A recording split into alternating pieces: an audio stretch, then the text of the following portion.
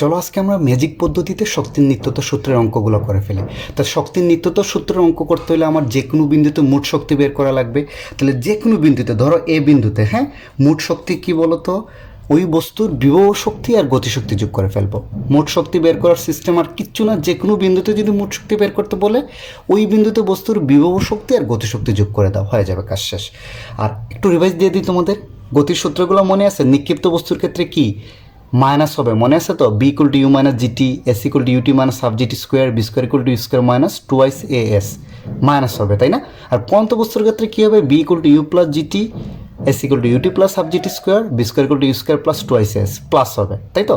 তাহলে এখন আসলে নিক্ষিপ্ত বস্তুর ক্ষেত্রে আর পরন্ত বস্তুর ক্ষেত্রে যে কোনো বিন্দুতে বিভিন্ন কন্ডিশন আমি মোট শক্তি বের করে দেখাচ্ছি তোমাকে। তাহলে প্রথমেই দেখো, এম বরের একটা বস্তুকে আমি ইউ আদিবেগে নিক্ষেপ করছি, ওকে? তাহলে এ বিন্দুতে শুরুতে, হ্যাঁ, এ বিন্দুতে বস্তুর মোট শক্তি বাইর করব। তাহলে এটাকে অনেক সময় বলে কিন্তু অঙ্কে, বারবার মনে রাখবা, নিক্ষেপের মুহূর্তে। নিক্ষেপের মুহূর্ত মানেই শুরুর বিন্দুটা, মানে এখানের যে বিন্দু, এটাকে অনেক সময় অঙ্কে তোমাকে কি বলে? নিক্ষেপের মুহূর্তে বস্তুর মোট শক্তি বের করো। তাহলে এ বিন্দুতে মোট শক্তি কি হবে বলো তো?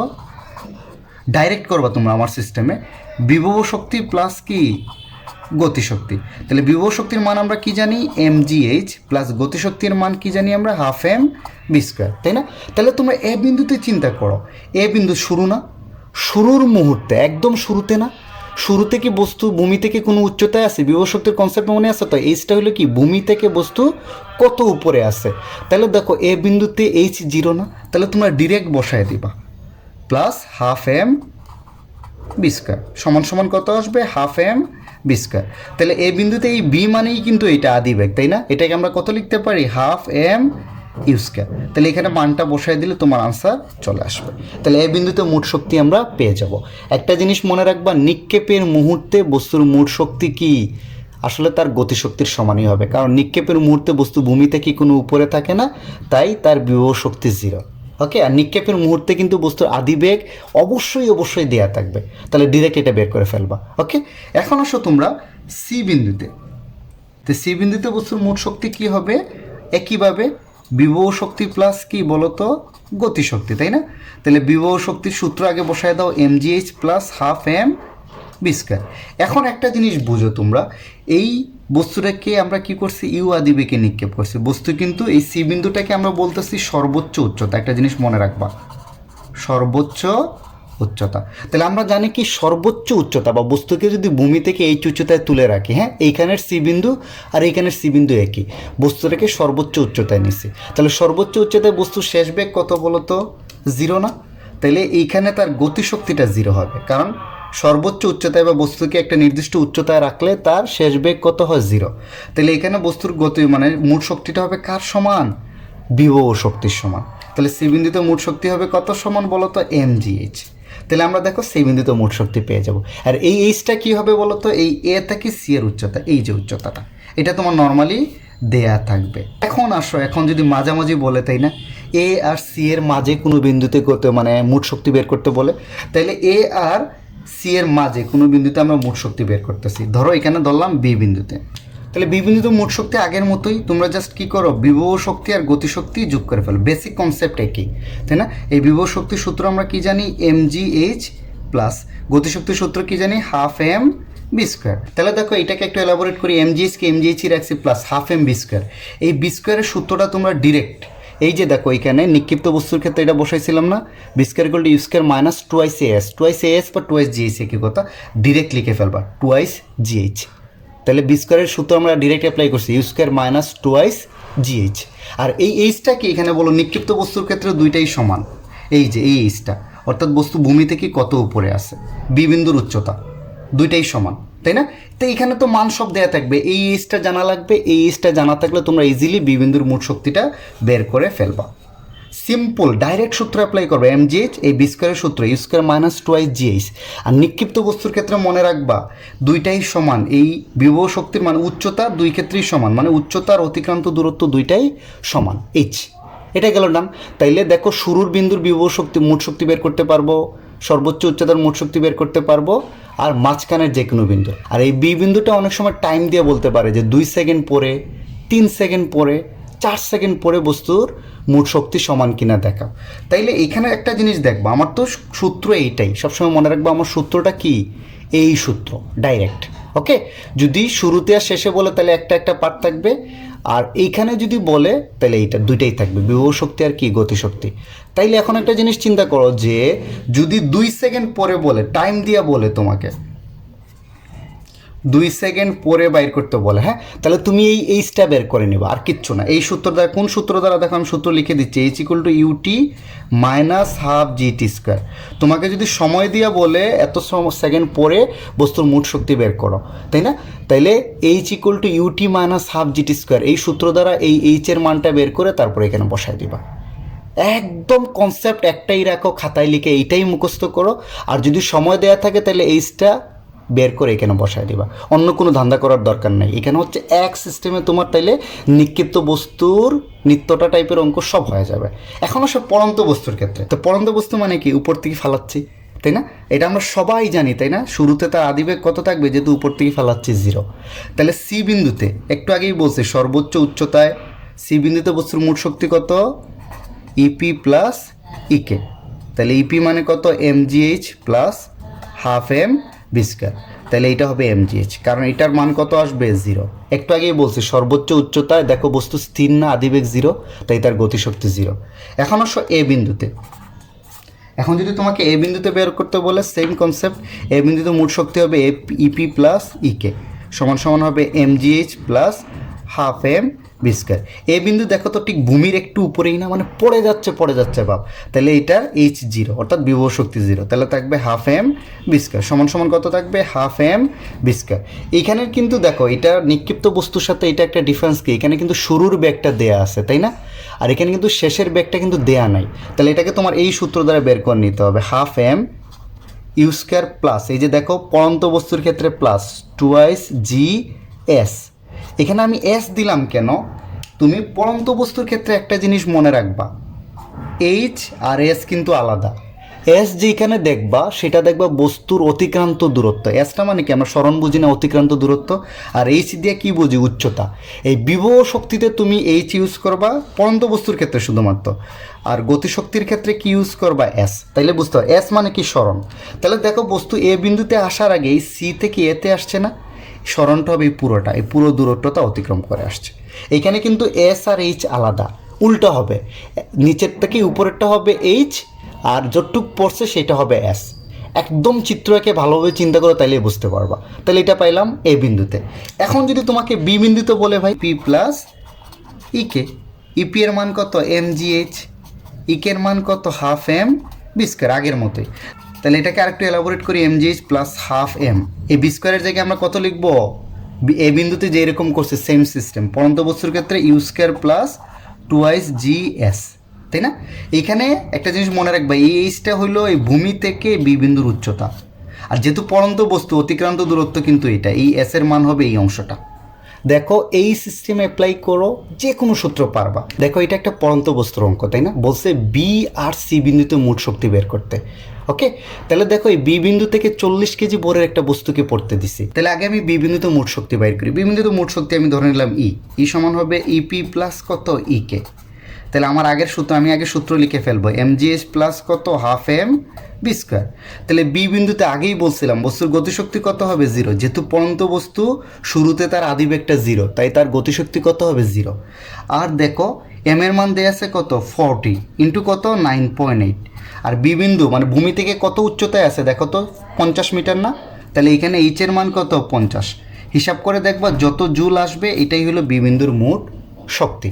এখন যদি তোমাকে সি বিন্দুতে মোট শক্তি বাইর করতে বলে, এই যে এইখানে, তাহলে সি বিন্দুর মোট শক্তি সিমিলারলি আমরা লিখি ই সমান কত ইপি প্লাস ইকে। ওকে, তাইলে ইপি এর মান কত mgh plus half M B square. তাহলে একটু এলাবোরেট করি, এখানে কিন্তু দুইটাই থাকবে, মাঝামাঝি জায়গায় দুইটাই থাকবে, হাফ এম পড়ন্ত বস্তু বি স্কোয়ারের সূত্রটা কি u square plus twice g s. এটা কিন্তু আলাদা, পড়ন্ত বস্তুর ক্ষেত্রে আলাদা, বারবার মনে রাখবা। তাহলে দেখো এম 40 ইন্টু 9.8, এই এইচের মানটা কত বলো তো, বস্তু সি বিন্দুতে, এখন এটা ভুলে যাও, সি বিন্দুতে ভূমি থেকে কত উচ্চতায় আছে বলো তো 30 মিটার, তাই না।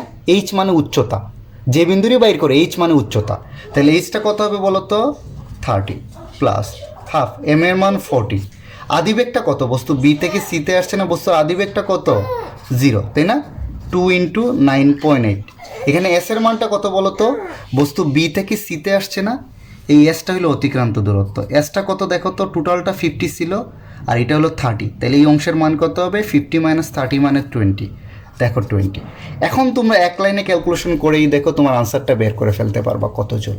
তাহলে একদম ডিরেক্ট করো, তাহলে আর কোনো ঝামেলা থাকবে না। শুধু পড়ন্ত বস্তুর ক্ষেত্রে মনে রাখবে এইচ আর এসটা আলাদা। 20 কেজি ভরের একটা বস্তুকে 40 মিটার উচ্চতা থেকে ফালাইছে, বলছে সর্বোচ্চ উচ্চতা এবং পতনকালের 2 সেকেন্ড পরে মোট শক্তি বাইর করতে। সর্বোচ্চ উচ্চতা মানে যেখান থেকে ফালাচ্ছে, তাই না? একটা পড়ন্ত বস্তুর ক্ষেত্রে যেই জায়গাতেই ফালাচ্ছে এর উপরের তো উচ্চতা হইতেই পারে না, তাই না? বস্তুটার উল্টা দিকে যাবে না, নিচের দিকেই নামবে। তাহলে সর্বোচ্চ উচ্চতা হলো যেখান থেকে ফালাচ্ছে।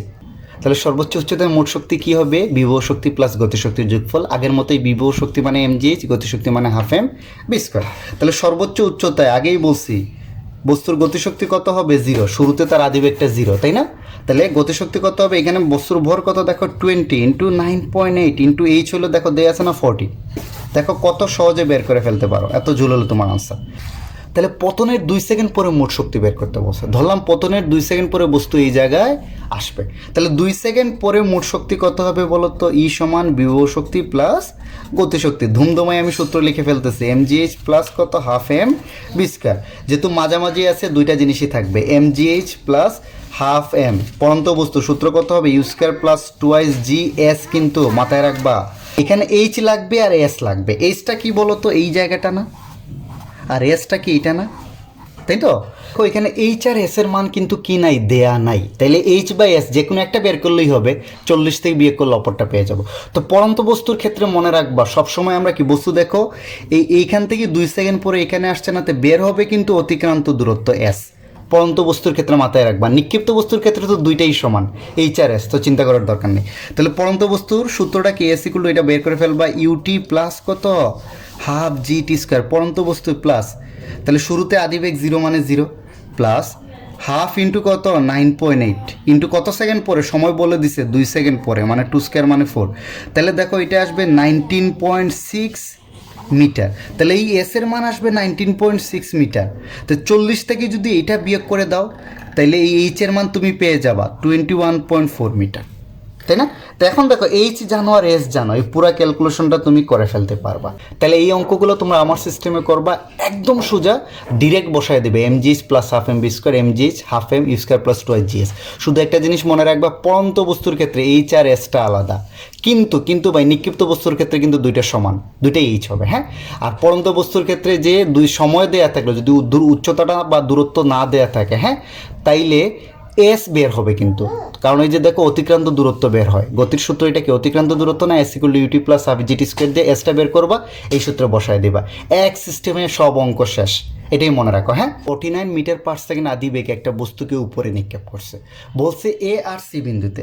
তাহলে এ বিন্দুতে মোট শক্তি কি জানি আমরা বলো তো? বিভব শক্তি প্লাস গতিশক্তি, মানে mgh plus half M B square. তাহলে এ বিন্দুতে দেখো শুরুতে বস্তু কি ভূমি থেকে কোনো উপরে আছে? নাই কিন্তু, তাহলে তার বিভব শক্তি 0, তাহলে হাফ এম বি স্কয়ার। শুরুতে কিন্তু তার আদিবেগ দেয়াই আছে, তাই না? হাফ ইন্টু এম এর মান কত দেয়া আছে? আচ্ছা, আমি বাই মিস্টেক এখানে এম এর মানটা দেই নাই, ধরে নিলাম এটা এম এর মান কত? 40 কেজি। হাফ ইন্টু 40 ইন্টু কত হবে? আদিবেগ দেয়াই আছে দেখো 49 স্কোয়ার। ক্যালকুলেশন করে যেটাই আসবে এটা হলো এ বিন্দুতে বস্তুর মোট শক্তি। আরেকটা বলছে কি সি বিন্দুতে। এই সি বিন্দুতে অনেকে তোমার পরীক্ষায় বলবে সর্বোচ্চ উচ্চতায়, সি বিন্দুকে অনেক সময় পরীক্ষায় বলবে সর্বোচ্চ উচ্চতায়। তাহলে সর্বোচ্চ উচ্চতায় আমরা জানি বস্তুর শেষ বেগ কত? 0। তাহলে সর্বোচ্চ সি বিন্দুতে আমি মোট শক্তি কত পাবো? ইপি প্লাস ইকে, তাই না? আমার সূত্র একই, mgh প্লাস কত? Half M B square. তো সর্বোচ্চ উচ্চতায় দেখো এটা কিন্তু 0, তাই না? তাইলে এখানে mgh এম এর মান কত বলো তো? 40 ইন্টু জি এর মান কত? 9.8। কিন্তু এই যে সর্বোচ্চ উচ্চতা, একটা জিনিস মনে রাখো তো, এই সর্বোচ্চ উচ্চতা এখানে কি এইচটা দেয়া আছে? এইচটা কিন্তু দেয়া নাই। বাট আমরা সর্বোচ্চ উচ্চতা, একটা নিক্ষিপ্ত বস্তুর সর্বোচ্চ উচ্চতা খুব সহজে বের করে ফেলতে হবে। বলে দিচ্ছে কিন্তু সি বিন্দুতে উঠছে মানে সর্বোচ্চ উচ্চতায় উঠছে। সর্বোচ্চ উচ্চতা খুব সহজে বের করে ফেলতে পারি। এইচ ইকুয়াল টু কত? ইউ স্কয়ার বাই 2g সূত্র দ্বারা। এই সূত্রটা একটু মনে রাখবা। সর্বোচ্চ উচ্চতা ডিরেক্ট এই সূত্র দিয়ে আমরা বের করে ফেলতে পারি। H equal to u square by 2g। তাহলে এখানে আমরা ডিরেক্ট বসায় দিচ্ছি, দেখো ইউ স্কোয়ার বাই কত 2s জি, তাহলে 40 ইন্টু 9.8 ইন্টু ইউ এর মান কত 49 স্কোয়ার বাই 2 ইন্টু 9.8। তোমরা ক্যালকুলেশন করো, যত জুল আসবে এটাই তোমার আনসার। তাহলে দেখো যে কোনো বিন্দুতে মোট শক্তি এখন তোমরা মুহূর্তের মধ্যে কি করে ফেলতে পারবা, বের করে ফেলতে পারবা। আসো পরের অঙ্কে যাই। তাহলে দেখো এই অঙ্কটা দেখো তো, একটা বস্তুকে 100 মিটার পার সেকেন্ড বেগে উপরে নিক্ষেপ করছি, বলছে নিক্ষেপের মুহূর্তে 2 সেকেন্ড পরে মোট গতিশক্তি বের করো। তাহলে নিক্ষেপের মুহূর্তে মানে শুরুতে, কিন্তু এই যে একটু আগে যেটা এ বিন্দুতে করছো আর নিক্ষেপের মুহূর্তে একই কথাই। তাহলে নিক্ষেপের মুহূর্তে মোট শক্তি কত, বিভব শক্তি প্লাস গতিশক্তি। সূত্র লিখে ফেলি mgh plus half M B square. নিক্ষেপের মুহূর্তে কিন্তু বিভব শক্তি 0, কারণ বস্তু ভূমিতেই আছে, তাই না? Half M B square. দেখো তো এখানে সব দেয়া আছে না, হাফ এম এর মান কত 20 ইন্টু এই যে এটাই শুরুর বেগটাই আদি বেগ, ডিরেক্ট বসায় দিবা। ইউ এর মানটা কত হবে এখানে 100 স্কোয়ার। তাহলে তোমরা ক্যালকুলেশন করে দেখো, যত জুল আসবে এটা তোমার আনসার। এখন বস্তু 2 সেকেন্ড পরে, তাই না? তো 2 সেকেন্ড পরে মানে এইখানে ধরে নিলাম বস্তুটা 2 সেকেন্ড পরে বস্তুর মোট শক্তি হবে ইপি প্লাস কত ইকে, তো সমান হবে mgh plus half m p square. তাহলে আমি mgh-টা রাখি আর হাফ এম দুইটাই যখন লাগবে আমার আগের সূত্র, নিক্ষেপের সূত্রটা কি বলো তো, ইউ স্কোয়ার মাইনাস 2sgh। নিক্ষেপের ক্ষেত্রে কিন্তু দুইটা সমান, মনে আছে? মনে রাখবে কিন্তু। তাহলে এখন আমার কি এইচ দেয়া আছে? এইচ কিন্তু দেয়া নাই। তাহলে এই সূত্র দ্বারা আগে তোমরা এইচ বের করে নিবে। এইচ ইকুয়াল টু কত, u t minus half g t square. U জানো না, দেখো তো 100, জি জানো, টি জানো। আচ্ছা বসায় দিই 100, টি এর মান কত সেকেন্ড, 2 সেকেন্ড না, 2 সেকেন্ড পরের ইউটা বাইর করতেছে, minus half into 9.8 into 2 square. যত মিটার আসে এই এইচের মানটা এখানে বসায় দাও, তোমার আনসারটা চলে আসবে।